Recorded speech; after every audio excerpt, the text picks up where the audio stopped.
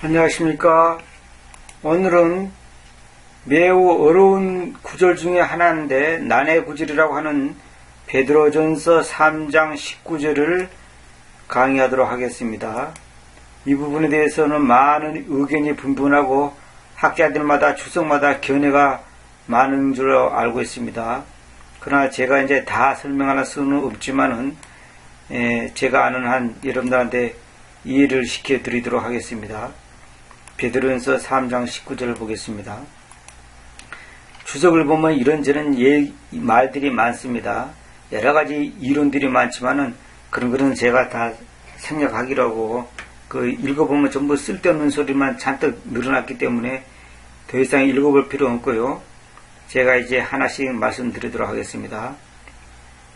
우선 이것을 강의하기 전에 우선 여러분들 알려드릴 것은 이 강의하는 도중에 지옥에 대해서, 그 다음에 네피림, 거인족에 대해서, 그 다음에 사본학, 말하면 어떤 사본이 정확한 사본인가, 킹제임스 성경이 오기까지 어떤 사본을 거쳤는가, 이런 사본학에 대해서 간단하게 말씀드리도록 하겠습니다. 우선 이제 베드로전서 3장 18절부터 한번 읽어보도록 하겠습니다. 왜냐하면 그리스도께서도 불공정한 자들을 대신하여 공정한 분께서 죄들로 인하여 한 차례 고난당하여 오셨기 때문인데, 이는 그분께서 육체 안에서는 죽음에 처해지나 영님에 의해서, 잘 보세요, 성령이 아닙니다. 그냥 영님입니다. 영님에 의해서 대문자 스피릿, 요건 이제 하나님의 영, 홀리고스트나 홀리스피릿 같은 성령을 말하는 건데, 여기서는 이제 성령 하지 않고 영님이라 했습니다. 그것도 다 이유가 있습니다. 잘 보세요. 영님에 의해서 소생되시면서 우리를 하나님께 데리고 오시려는 것이었습니다. 근데 여기 이제 개혁성경에 보면 뭐라 되냐면, 그리스도께서 단번에 죄를 위하여 이런 번역은 잘못된 거죠. 주님은 죄를 위하여 죽지 않죠. 죄들로 인하여, 죄들, 보세요. 잘 보세요. 죄들, 복수입니다. For sins, 복수. 죄들로 인하여 이래야 돼. 근데 죄를 위하여 이라죠. 죄를, 우리 목사들이나 이 성도들이 가끔 기도할 때나 설교할 때 보면, 우리 죄를 위하여 죽으신 주님의 사랑인데, 이거 번역이 잘못된, 표현이 잘못된 거죠. 우리는 주님은 죄를 위하여 죽지 않죠. 죄로 인하여 죽고 죄들로 인하여 죽은 거죠.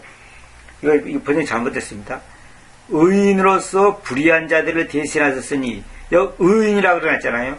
의인이 아니라 여기는 뭐냐면 righteousness가 아니라 the just, 공정한 자들을 말합니다. 공정한 자들, 의인으로서 불의한 자들을 대신하셨으니 이는 우리를 하나님 앞으로 인도하려 하심이라. 육체로는 죽임을 당하시고 영으로는 살리심을 받으셨으니, 이런 표현은 완전히 잘못되면, 육체로는 그런 게 아닙니다. 육체를 가지고는 이런 말이 아니에요. 영으로는, 그러면 이 영이 도대체 어떤 영이냐 이 말입니다. 사람의 영이냐, 하나님의 영이냐, 짐승의 영이냐, 마귀의 영이냐, 이거 분명하지 않습니다. 이렇게 되면 안 됩니다. 개성경 봅시다. 그리스도께서도 한번 죄를 위하여, 또 여기도 죄를 위하여 주구사 의인으로서 불의한 자를 대신하셨으니 우리를 하나님 앞으로 인도하려 하심이라.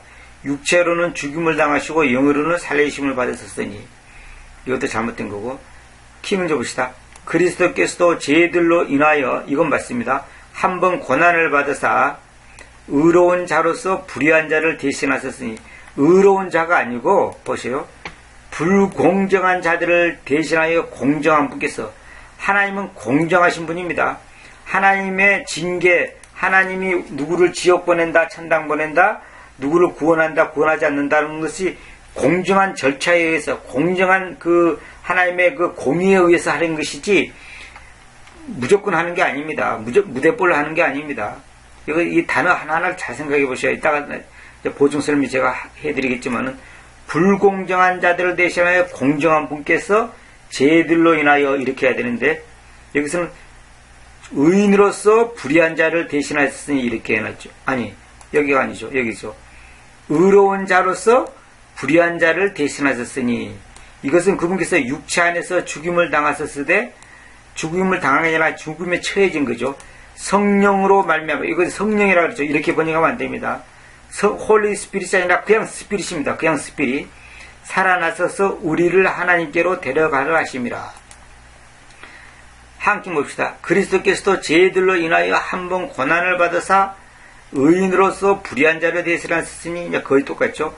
육신으로는 죽음을 당하셨으나 성령에 의하여 살리심을 받음으로 우리를 하나님께로 인도하라 하심이라. 육신으로는 이렇게 번역하면 안 됩니다. 성령 이렇게 하면 안 됩니다. 이건 이렇게 하는 게 아닙니다. 정확하게 해야 됩니다. 자, 다시 제가 번역한 거 다시 볼게요. 왜냐하면 전부 상납시켜 버렸죠. 전부 다 이렇게 하면 안 됩니다. 왜냐하면 그리스도께서도 불공정한 자들을 대신하여 공정한 분께서 죄들로 인하여 한 차례 고난 당하여 오셨기 때문인데, 죄들로 인하여, 그러면 불공정한 자들을 대신하여 공정한 분께서 죄들로, 누구 죄들? 사람들의, 우리 인간들의 죄들로 인하여 한 차례 고난 당하셨다 이 말입니다. 고난 당하여 오셨기 때문입니다. 쭉 과거부터 현재까지, 현재 완료죠. 쭉 고난 당하여 오셨는데 왜 그러냐? 그분께서 육체 안에서는 죽음에 처해지나, 이 말은 뭐냐면 육체를 입은 상태에서는, 인간의 몸을 입고 있는 상태에서 죽음에 처해진단 말입니다. 육체 안에서는, 육체로는 그렇게 하면 안 됩니다. 육체를 가지고는 그런 식으로 표현하면 안 됩니다. 육체 안에서, 예수께서는 왜냐하면 육체 안에 오셨거든요. 육체를 입고 오셨잖아요. 근데 그 육체를 입고 오신 그 예수님이 나중에 부활하신 다음에 영으로서 우리 육체 안에 오신 겁니다. 우리 교회 안에 오시고 각 성도 안에 또 오시는 겁니다. 육체 안에서는 죽음에 처해지나 영님에 의해서, 영님이 중요합니다. 나중에 왜 영님이라고 성경에서 표현했는가 나중에 이제 답이 나옵니다. 영님에 의해서 소생되시면서 우리를 하나님께 데리고 오시려는 것입니다. 영님에 의해서 소생되면서 우리를 하나님께 데리고 오시려고 그분께서는 죄들로 인하여 고난당하여 오셨다 이 말입니다. 그 고난당한 이유가 뭐냐? 그분께서 육체 안에서는 죽음에 처해지나 영님에 의해서 소생되심에서 우리를 하나님께 데리고 오시는 겁니다. 그러니까 예수님은 자기 스스로가 그냥 뻘떡 일어나는 게 아니고 영님에 의해서, 물론 여기서 스피릿이 홀리 스피릿하고 같은 거고 결국은 그분이 하나님이죠. 그분이 예수님이죠. 같은 예수님인데 경우에 따라서는 홀리 스피릿, 홀리 고스트, 그냥 스피릿, 또 뭡니까 예수 그리스도 이렇게 다양하게 표현하는 것도 다 이유가 있습니다. 여기서 영님에 의해서, 이 영님에 의해서 소생되시면서, 그래가지고 이분이 나중에 이제 그 19절에 가보면 뭐냐면 그 영님에 의해서 또한 그분께서는 감옥 안에 있는 그 영들에게 가서 선포하셨으니 이런 말이 나옵니다. 그래서 이 영님이 앞에 18절에서 영님이라 표현한 이유가 19절에 영님하고 이건 이꼬르를 시켜야 되기 때문에 그럽니다.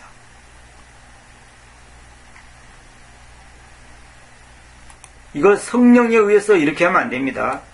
또 개정역에서는 이것을 그가 또한 영으로 가서 오게 있는 영들에게 선포하시니라 그러니까 그냥 예수님의 영인가 보다 이렇게 쉽게 생각하는데 그런 게 아닙니다.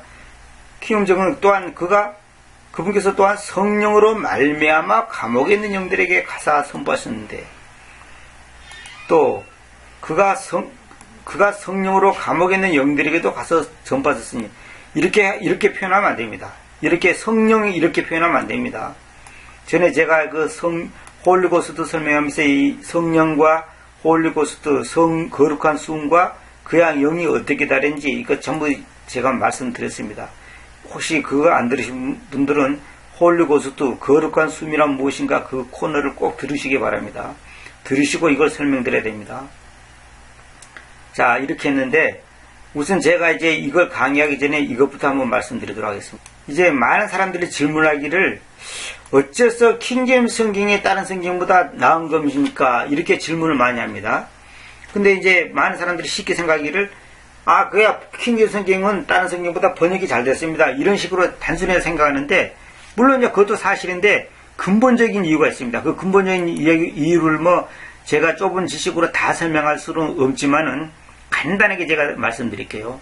우선 사본이 다릅니다. 사본이란 말은 뭐냐면 하나님께서 모세나 이런 선지자들을 통해서 예언자들을 통해서 그 하나님의 말씀을 기록하게 했잖아요. 그것이 이제 원본이지 않습니까? 근데 그 원본이 나중에 이제 없어졌단 말입니다. 그런데 그 원본을 계속 베낀 것이 이제 베낀다는 뜻으로 사본학입니다. 사본. 베꼈다 이 말입니다. 본문을 베꼈다 이 말이죠. 계속 그 베끼는 일을 누가 하냐면 유대인들이 합니다. 유대인들이. 이따가 제가 말씀드리겠습니다만은. 그러니까 유대인들은 사실상 인류의 모든 종족 중에 가장 복받은 사람들이죠. 사실은. 왜? 하나의 말씀을 보존시키는 그 역할을 하는 그 1등 공신들이기 때문에 거기에 택감받은 사람들이기 때문에 가장 복받은 사람들이라고 볼 수 있죠. 자, 이 사본학을 한번 말씀드릴게요. 사본이 있는데 뭐냐면 라틴어로 이제 텍스투스 리스페투스라는 사본이 있습니다. 이거는 뭐냐면 이게 바로 이제 킹제임스 성경이라든지 루터가 번역한 독일어 루터 성경이라든지 또 칼빈의 그 제자들이 번역한 제네바 성경이라든지 이런 성경들이 전부 다 이 텍스투스 리스페투스라는 이 사본에서 이제 나온 겁니다. 이건 이제 라틴어로 텍스투스 리스페투스인데 이건 이제 영어로는 received text라 received 받아들여진 텍스트 교과서라 받아들여진 본문이다 이 말입니다. 받아들여진 교과서 혹은 본문. 그러니까 이걸 이제 우리말로 쉽게 말해서 수용 본문이라 그래. 수용 받아들였다. 받아들여진 본문이다 이 말입니다. 그래서 제가 이걸 약자로 이제 TR이라고 합니다. T자 따고 여기 R자를 타가지고 TR 이렇게 합니다. 텍스투스 리셉투스. 이거 이제 라틴인데 영어로는 이제 리시브드 텍스트라고 합니다. 이제. 자, 그런데 지금 현재 신학교에서 가르치는 99% 사본, 지금 우리나라 모든 신학교에서 가르치는 이 사본은 이 텍스투스 리셉투스가 아니라 로마 카톨릭에서 만든 가짜 사본을 가르친단 말입니다. 물론 우리 한국 기획성도 거기서 나왔습니다. 그냥 그것이 가장 심각한 문제입니다. 지금 번역은 둘째치고 본문 자체 텍스트 기본 뿌리가 잘못됐단 말입니다. 뿌리. 근데 이걸 뿌리가 어떤 거냐면 바티칸 사본이 있고 시내 사본이 있습니다. 근데 이 두 가지를 합한 것이 이제 웨스트코트 호르트라는 사람들이 이제 가짜 사본을 만들기 시작했는데 이 바티칸 사본하고 시내 사본 사이에도 학자들의 말에 의하면 3,000군데 이상이 다르답니다. 서로 그 사본이 다르단 말입니다. 3,000군데. 거기다가 이것을 두 개를 짬뽕 시킨 것이 뭐냐면 웨스코트 호르트라는 사람이 이 사람들이 이제 그 독일 사람들인데 이 사람들은 예수님을 믿지 않는 사람들입니다. 예수님의 피를 믿지 않는 사람들. 이분들의 글을 보면 이제 다 그 역사적으로 기록이 나옵니다. 나중에 이제 그걸 제가 언젠가 한번 발표할 것이 기회가 있을 건데 하여튼 웨스트코트 호르트 이 사람들은 예수님의 동정년 탄생 예수님의 피로 죄신 받는다 부활 이런 걸 믿지 않는 사람들이에요. 그냥 말 그대로 그냥 지식이 좀 있는 사람들이 학자들이에요. 똑똑한 학자들이죠. 아까 제가 말 잘못했는데 독일 사람들이 아니라 영국 사람들인데 이 사람들이 옥스포드 그 대학에서 강의하는 사람들입니다. 옥스포드 대학에서. 옥스포드에서 이제 그 강의하는 그런 교수들인데 이 로마 카톨릭에서 이런 사람들은 이제 이용해가지고 그냥 사본을 만드는데 더 웃기는 것이 뭐냐면 이 사람들이 만든 이 사본에 의해서 1881년도에 그 RV라고 리바이즈드 버전이라는 영어 성경이 나왔으면 좋겠는데 불행하게도 이제 불행한 것보다도 이제 그 아이러니컬하게도 이 가짜 사본이 나오기 전에 킹제임스 성경을 없애기 위해서 킹제임스 성경을 말하자면 왕따시키기 위해서 RV 리바이드 버전이라는 성경을 1881년도에 냈단 말입니다. 그 가짜 성경을 나온 다음에 그 가짜 성경에 준해서 그러니까 다시 말하면 킹제임스 성경 본문을 의도적으로 빼거나 더하거나 왜곡시키고 계약시킨 것을 본문으로 삼아가지고 웨스트코트 호르트가 헬라 사본을 갖다가 거기에 맞춰서 뜯어고치기 시작했습니다. 희한하죠. 그러니까 헬라 사본이 잘못된 것을 RV가 번역한 것이 아니고 영어 성경을 먼저 낸 다음에 그 영어 성경에 준해서 헬라 사본을 가짜로 만들었는데 그 장본인들이 누구냐면 웨스트코트하고 호르트라는 이 두 사람이란 말이에요. 이분들이 옥스퍼드 그 대학의 그 교수였답니다. 근데 이제 이것을 갖다가 나오기 전에 결론은 뭐냐면 카톨릭 사본인데, 카톨릭 사본이라 그러면 이제 일반 개신교에서 반대하고 이제 그 거부 반응이 일어나니까 이것을 뭐라고 말하냐면 이제 이것을 네슬 알란드라 그래가지고 이제 나중에 이제 네슬과 알란드라는 사람이 이제 다시 이제 그것을 또 이제 바꿨다면 이분들은 독일 사람들입니다. 그러니까 웨스트코트 호르트가 만든 가짜 사본을 또 이제 네슬 알란드라는 사람이 만들어서 26판, 27판이 나왔는데 이제 현재 개혁 성경은 26판에 다 준해서 다 나온 겁니다. 개혁 개정판도 아마 그랬을 겁니다. 기존에 우리 한국 성경이 전부 26판, 27판이나 26판이라면 몇 가지 글자나 뭡니까 이렇게 기호 같은 게 약간 다른 것뿐이지 큰 차이가 없다고 합니다. 그러니까 결론은 뭐냐면 이 바티칸 사본이나 신의 사본 같은 이런 가짜 사본을 준해서 나온 것이 한글 개혁성경, NIV 성경, 한국에 있는 모든 한글로 된 성경, 킹제임스 성경에서 번역했다고 하는 것만 빼고는 전부 다 그렇단 말입니다. 온누리교에서 만든 우리말 성경이라든지 이런 거 다 마찬가지입니다. 그런데 이제 이걸 미국에서는 또 로마 카톨릭 이 사본을 갖다가 미국에서는 뭐라 하냐면 UBS 3판이라 그래가지고 또 미국에서 또 냈단 말입니다. 이거 전부 다 결국은 같은 겁니다. 그러니까 뭐냐면 크게 나눠서 텍스투스 리셉투스라는 사본하고 여기에 나오는 이 가짜 사본하고 두 개가 큰 이제 쌍벽을 이루고 있는데, 문제는 뭐냐면 우리나라 사람들이 칼빈, 루터 그러면 깜빡 죽잖아요. 근데 칼빈이나 루터가 인정하고 받아들인 사본이 뭐냐면 이겁니다. 근데 1880년 또 이전에는 이것밖에 없었고 또 이것만 인정했는데, 이 마귀가 이제 사탄이 이제 킹제임스 성경을 없애버리기 위해서 가짜 사본을 만드는 것이 이제 이런 것들이다 이 말입니다. 이런 것들. 이것이 이제 누가 했냐면 로마 카톨릭의 제수회라고 예수회라고 그런 사람들이 전부 다 이제 교묘하게 이제 하나의 말씀을 이제 변개시킵니다. 제가 왜 이 말이 장황하겠냐면 이따가 나오지만은 이것들이 이런 가짜 사본들이 이제 지옥을 엄세고 이제 예수 그리스도의 피의 그 속죄의 은혜를 갖다가 약화 내지 변개 내지 왜곡시키고 예수 그리스도의 그 하나님 대신 신성을 갖다가 변개시키는 역할을 했단 말입니다. 그러니까 모든 가짜 사본, 가짜 성경의 특징은 한마디로 말하냐면 지옥과 천당을 무시하거나 왜곡시키고, 아니면 예수 그리스도의 신성, 다시 말해 예수 그리스도 그분만이 하나님이시다고 하는, 그분만이 절대자여 구원자라고 하는 것을 왜곡, 변개, 삭제시키는데 사용됐단 말입니다. 그래서 이것이 심각한 문제입니다. 단지 같은 헬라어 사본을 번역이 좀 잘못됐다면 차이가 있다, 이렇다면 또 문제가 이제 좀 덜할 건데, 그것도 물론 심각하지만은 사본 자체 기본 뿌리를 변개시켜 버렸단 말입니다. 우리 가정을 말하자면 족보를 바꿔버렸단 말입니다.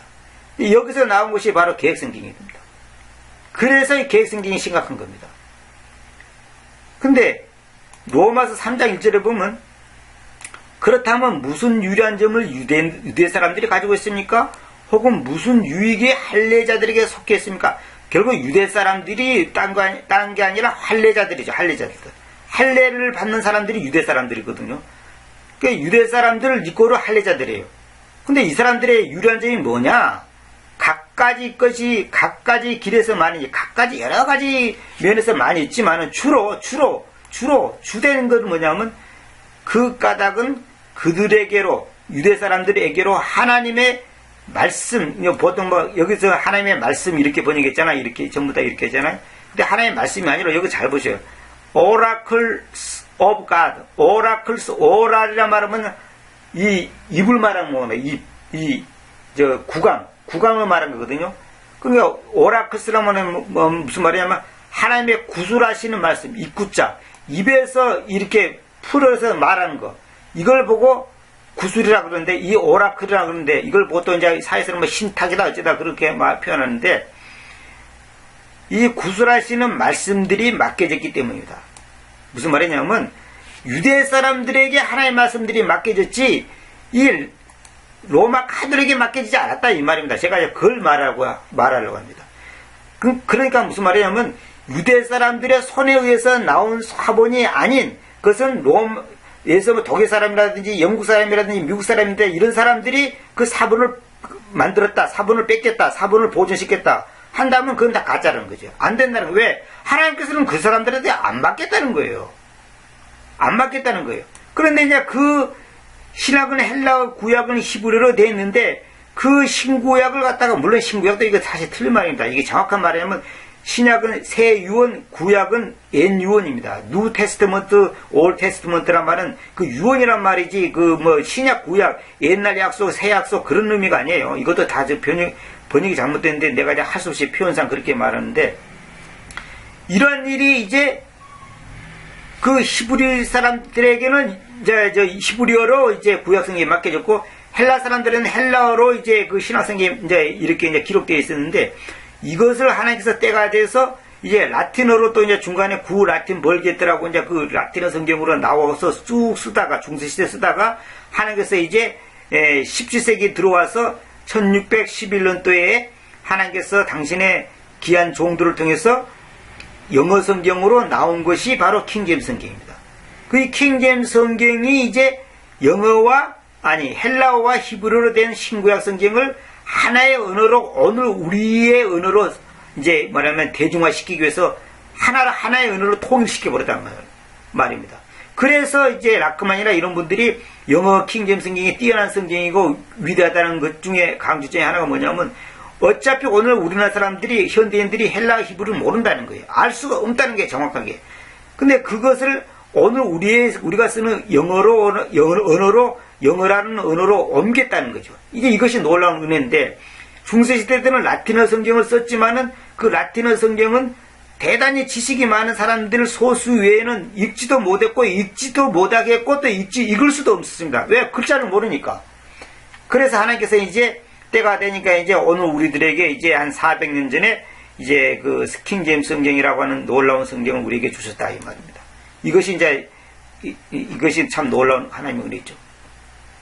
이것만 한번 읽고 이번 강의를 제가 마치도록 하겠습니다. 오라클이라는 말은 뭐냐면 하나님이 인간을 매개로 하여 말하는 명령이나 응답을 오라클이라 한다고 제가 지금 메모를 해놨죠. 하나님이 인간을 매개로 하여 말하는 명령이나 응답, 이걸 오라클이라고 그랬죠. 이제 한문으로 이건 이제 신탁이라고 하는데, 신탁이라는 말은 이제 조금 이제 정확한 말은 아닙니다, 사실은. 근데 일반적으로 사회에서 신탁이라고 그러죠. 하나님이 맡겠다, 이런, 이제, 하나님께서 그 사람에게 의탁했다, 이제 그런 뜻으로 아마 신탁 이렇게 한 것 같아요. 개정적은 범사에 많으니 우선은 그들이 하나님의 말씀 맡았음이라. 그 다음 김은종도 하나님의 말씀들이 맡겨졌다, 하나님의 말씀들이 맡겨졌다, 이렇게 했는데, 이 유대 사람들에게 받는 이 복을 하나님께서 오늘 이제 영어권에 있는 킹제임스 성경 역자들에게 맡겨주셨고, 또 오늘 한국에는 또 여러 사람들이 합니다만 부족한 저에게도 이 하나의 말씀을 영어로 된 생각을 우리 한글로 이제 번역하도록 이제 맡겨지잖아요. 근데 이것이 이제 하나님이 맡겼는지 내 욕심으로 내 개인적인 어떤 생각으로 하는 것인지 그건 하나님께서 판단하실 문제지만은 열매가 나중에 증명할 것입니다. 하여튼 그거는 여러분들이 판단하시길 바라고, 어쨌거나 이것은 제가 오늘 이제 서론 일을 길었는데 이렇게 이제 긴 이유가 있습니다. 이런 것을 알아야지 이제 이따가 베드로전서 3장 18절 19절을 이제 설명하는데 참고로 여러분들이 아시라고 제가 말씀을 드렸습니다. 다음 시간에 계속 이어도록 하겠습니다.